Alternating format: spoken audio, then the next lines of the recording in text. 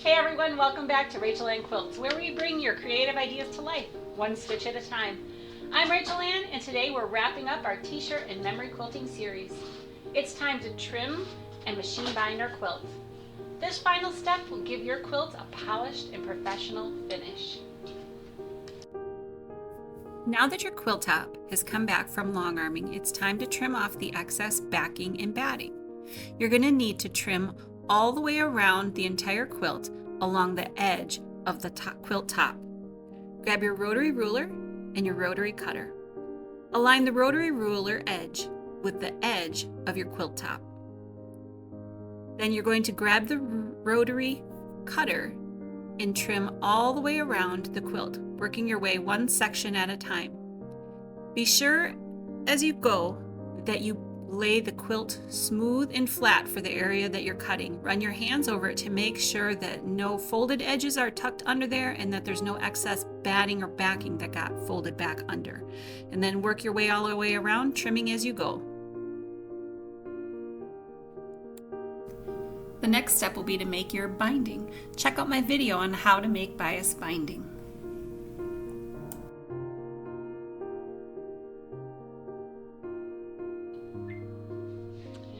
Starting in the middle of one edge, so here's my corner. We're gonna get to the middle. This is a king size, so it's pretty huge. Starting in the middle of one side of your quilt, you're gonna align the raw edge of your binding with the raw edge of the quilt. You want to leave about a 10-inch tail so that when we connect, once we get all the way around, we're going to connect it so that it'll be almost like an invisible seam. You won't be able to tell where it starts and where it stops. So leaving my 10-inch tail, I'm going to start attaching my binding here. I want to stitch my binding on with a 1/4 inch all the way. So you're going to stop when you get to a 1/4 inch from the corner. You'll backstitch and remove the quilt from the machine.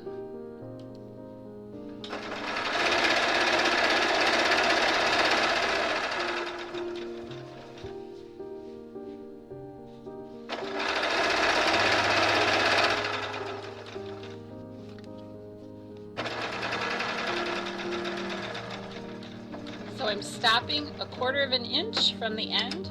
I'm going to backstitch and then I'm going to pull it out and trim my threads. So to make a mitered corner, we want to shift this around as if it's ready to start stitching the next side. So as you can see, I have a lot of quilt here. So now that it's ready to start stitching this next side, what I found works best for making the miter corner for me is I pull my binding up so that the outside edge is a nice straight line. Because we stop stitching a 1/4 inch from the end, this gives it a nice miter that comes out right at the point. So once you have it pulled straight up with the outside edge being straight, you're then going to fold it back. And remember, this is still already angled right here. It's already mitered. So now we're going to pull this back. You want this top fold to be equal to the outside. Right now I have too much bulk up here. And so if I leave it that way, I'm going to end up with a lot of excess when I go to flip the corner. So I'm going to make mine a little tighter so that fold is equal to the top. The outside is lined up. And then, I don't know if you can see because it's so dark, I want to keep these inside folded edges equal. So the folded edges are equal, the top edge is equal, and the outside raw edge is equal. Once you have that all lined up, then we're going to start stitching a 1/4 inch in from the top edge. You can feel where that miter is. We don't want to hit that miter. We want our needle to come down just on this side of that miter so that it doesn't catch all of the bulk that's in there. So I like to use the hand wheel on the side of my machine. Let me just tip the camera so you can see. So hang on here. So over on the side, there's a hand wheel that you can turn to raise and lower your needle. That's how I adjust mine to get that first stitch right where I want it to be. So then I'll do a couple stitches, I'll back stitch, and then I'm ready to keep going. Again, I'll line up my raw edges with the outside edge, and I'll keep stitching until I get to the next corner, where I'll stop 1/4 inch from the end, and then we'll keep going.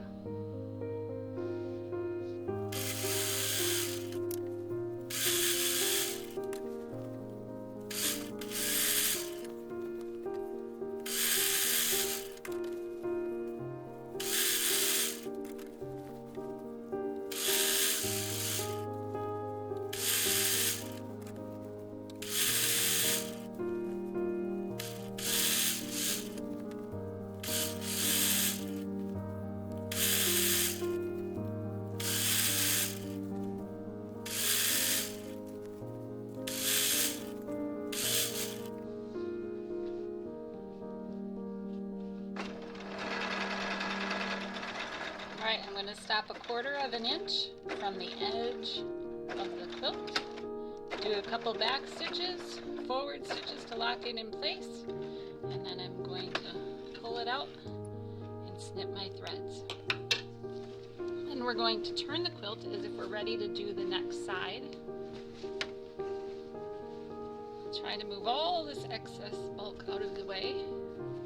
So now that the quilt is turned, we are ready to flip our binding straight up so that our outside edge of the quilt and the binding are in alignment. It automatically gives us a 45-degree angle. So then we fold it back down so that the outside edge, the top edge, and the 2 folded layers are all in alignment. You might have to do a little adjusting to get it to lay nice, but it's worth that little extra effort. And then again, my 45 is right here, so I'm going to be stitching in 1/4 inch from this side, and 1/4 inch down is where I want my needle to go down for the very first stitch. So I will put it under the foot. Sometimes I have to lift up to get all that bulk under there because I'm using flannel today, which is a little thicker. And then I use my hand wheel on the side just to make sure that needle is going down right where I want it to start. A couple stitches forward, couple stitches backward, being careful not to puncture through the folded edges.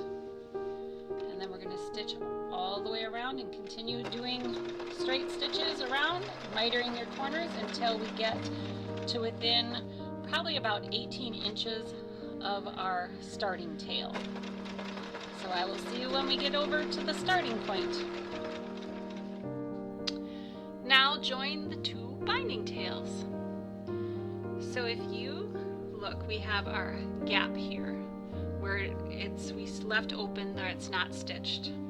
So we have our shorter tail we're going to lay down first. Then this long tail that's still all attached, because I made a little more than I need. I'd rather make too much than not enough. So that's going to overlap the top. And I know this is a little hard to see with black, but that's the color this customer would like on there. So we're going to see what we can do to show you how to complete this. So I'm working roughly in the center of where that gap is. These are overlapped and both edges of the binding are laying smooth on top of each other. So then I want to take my ruler. It's 2.5 inches wide. And if you remember, our binding was 2.5 inches wide. So we need to have a 2.5 inch overlap from one binding to the other piece. So what I'm doing is using the width of my ruler. I'm putting one of the lines on the ruler to make sure I'm sitting straight and I'm not crooked and cockeyed. So that is straight on the line. And now this side, there's the big long tail. So I want to draw a line all the way across that tail. That's going to be a cut line. We're going to cut there. This side is attached. So we're going to just make a mark within our 1/4 inch seam allowance. It's just a reference point for us. So then we flip this part of the binding out of the way so that we can mark the bottom layer. So now this side is attached. So I'm going to mark just within the seam allowance. Oops, sorry, you can't see with my hand in the way. So I'm going to mark within the seam allowance. Now I need to move this out of the way so I can access the other side. But because I have my guide mark there, I can now line up the folded edge and my guide mark so that this tail, I can draw my cut line, which will go all the way across. So if it's a loose tail, that's the cut side. If it's attached to the quilt, that is the mark within the seam allowance. So once you have those marked, you're going to go ahead and just double check and make sure, yep, that looks like I have a 2.5 inch overlap, so I'm going to snip these off on the cut line. So now we want to make sure that everything is laying smooth and nothing is all twisted. If you got it all twisted up, you're going to have a nightmare once we attach these. So again, make sure everything is smooth, and then I open mine up so that right sides are touching. So again, all I did was peel the 2 layers back and make sure those right sides are touching. And then I pinch the inner layer together and open it all the way. That way I don't get anything twisted. And now I have to collect both edges and pull them together so that I have room to move and to twist this. So everything is still laying right sides together.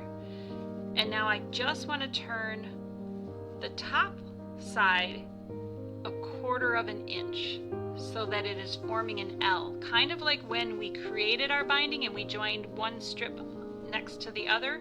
We had to tip them so that it forms this L shape. Once you have the L shape, you're going to want to draw a line from this outside point to this outside point. You don't want to draw from an outside to inside of the L. You want to go from an outside to an outside that's in a diagonal line. So hopefully you can see we're trying to work with our king size quilt here, which has a lot of extra bulk in it. So I usually will just put my ruler back on and draw my stitch line, and this will be my join line. So once I've drawn that, I actually like to pin my layers together before I move anything, because if you just pick it up and take it to the machine, these are likely to shift. If you notice, here is my little 1/4 inch mark line that was within the seam allowance, and if I flip this over, here is my other one. So the binding is laying right on those lines, and that's a guide just to help make sure that you get everything positioned properly, so when you open this up it'll be nice and smooth and straight. So when I pin, I'm pinning on the outside of my lines so that I can stitch right down the middle, and I don't even have to move the pins until I'm finished stitching. So let's take this to the machine, stitch it, and then we'll be right back. Now that I've stitched on that line, I'll pull my pins out, and then before I trim anything, we want to open this up just to make sure that we have everything tidy the way it's supposed to be. So we'll come back and trim those, but I'm just checking to see, is everything going to lay nice and flat? And as you can see, it lays flat. So we did it correctly. If you didn't do it correctly, this would be the time that you could rip this seam out and you could adjust everything so that it will lay smoothly. So that's why I like to check everything lays smooth before I trim this. So now that it is good and we've tested it, we can trim off all the excess, leaving about 1/4 inch on there. And so rather than drag this over to the iron, I will just gently pull this open and I will finger press that seam flat, and then I will tuck it in and finish stitching this all the way down to the quilt, and then we'll be right back with the next step. Now that we have the binding stitched down on the back side, and I don't think I told you that why we stitch it on the back side, so that when we fold it over, we're going to machine stitch it on the front side. If you were going to hand stitch the second step of the binding, where you do the finishing stitch by hand, you would want to stitch your binding on the front side with the machine, fold it over and hand stitch on the back. But we put ours on the back first because we are going to be stitching it entirely by machine. So now that it's stitched down, I want to go back around and I just want to trim any of the excess threads, keep everything tidy and neat, and make it easier when we do the next step. So our next step is actually going to be pressing. So if you can see here, I just have my mat. It's way easier if I take it over to the large ironing board, but I wanted you to be able to see here with our setup, is we want to iron this binding open. I used to skip the step of ironing this open, but then sometimes it would bubble back in when I'm finishing it from the right side. So we want to iron this open. It just helps it stay out of our way when we do the next step of machine stitching. I don't worry about getting tight into the corners. I just iron as close as comfortable with the iron that I'm using. This is a mini iron, so I can get pretty close. If I were using a regular household size iron, I probably would only get about this close to the corners ironing that open.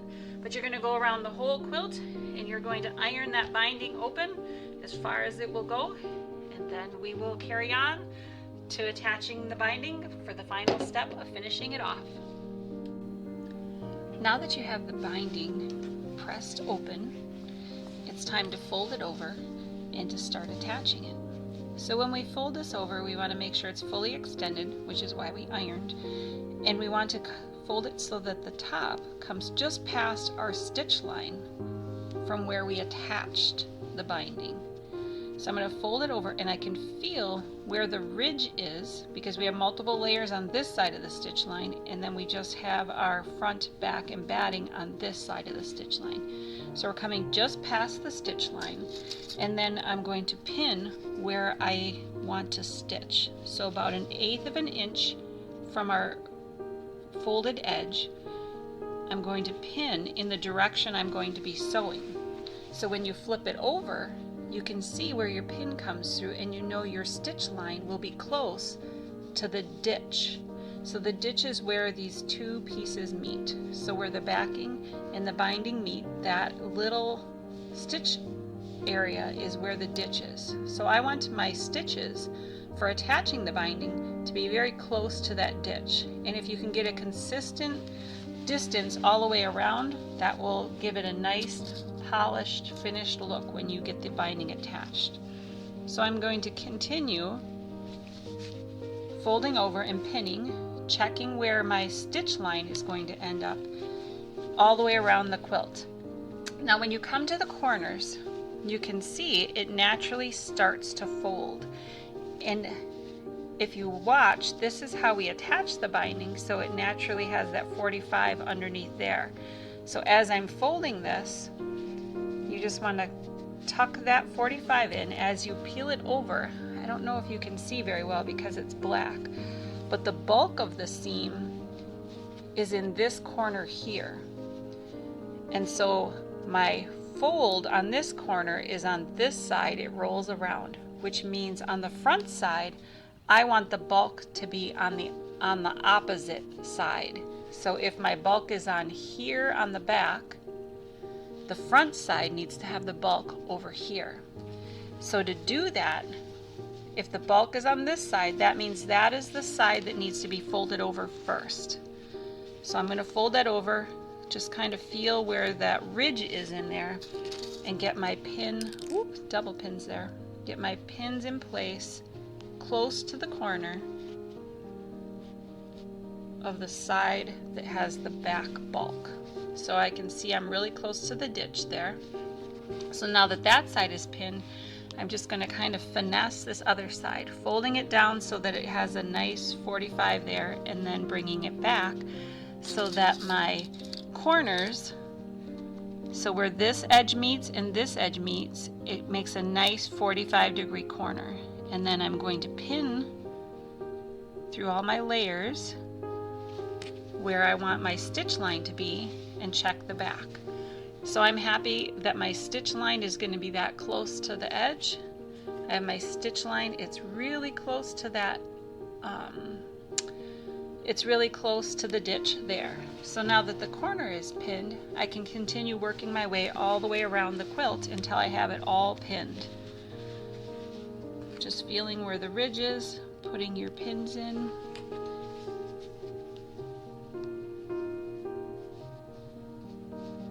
Sometimes they go easier than others. Checking my back. That one's still okay. I was getting a little bit further away, but I still think it'll look pretty consistent all the way around. So once you get it all pinned, come on back and I'll show you what we do next. To finish the binding by machine, on the front side of the quilt, stitch about 1/8 of an inch from the edge where you pin the binding so that it'll be close to the back ditch. This technique is quick and durable, perfect for a quilt that will see a lot of use. You want to be sure to sew slowly and carefully, making sure the front binding is caught in the stitches and the back is sewn close to the ditch. Check as you go to ensure a neat finish. I like to use my hand wheel on the side of my sheen to lower the needle carefully, just to make sure it's going to start stitching right where I want my stitches to go.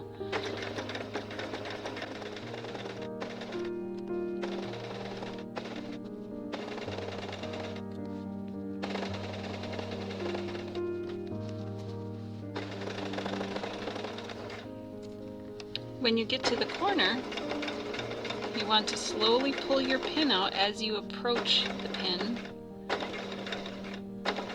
And then I like to do a back stitch or two before I turn the corner. And to turn the corner, I use my hand wheel to put my needle all the way down. Some of you have fancy little buttons that will drop that needle for you. So I leave my needle down as I carefully turn the quilt. And then I stitch a few stitches, do a couple more back stitches just to help give that corner some strength. Pull my needles out as I go, my pins out as I go, sorry. And then I continue stitching all the way around the quilt. So if you look at the back side, you'll see we're pretty close to that ditch. And I am happy and content with the distance that I have on there. You'll be able to finesse it as you go, and the more you practice, the better and the easier it will get. Now that your binding is complete, you have one final step, adding a quilt label. So typically I like to put the label on the bottom corner so that it's out of the way when you're using the quilt. But another thing you could do would be add it to the center top on the back side, so that as the person is pulling the quilt up to snuggle, they will see that message from you, whether it's an I love you, whether it just has the year you've completed the quilt, or even what the quilt pattern was that you use. All that information can be fun to put on a label, but be sure to label your quilt with at least the year, so when you look back, you really remember when that quilt was completed. And there you have it. Your memory quilt is now complete with a beautiful, durable binding, a gorgeous label, and it's ready to be enjoyed and cherished for years to come. Thank you so much for joining me on this quilting journey. I hope you had as much fun as I did, and if you enjoyed this series, be sure to like this video, subscribe to the channel, and hit the notification bell so you won't miss any future quilting projects. Happy quilting, everyone. See you next time.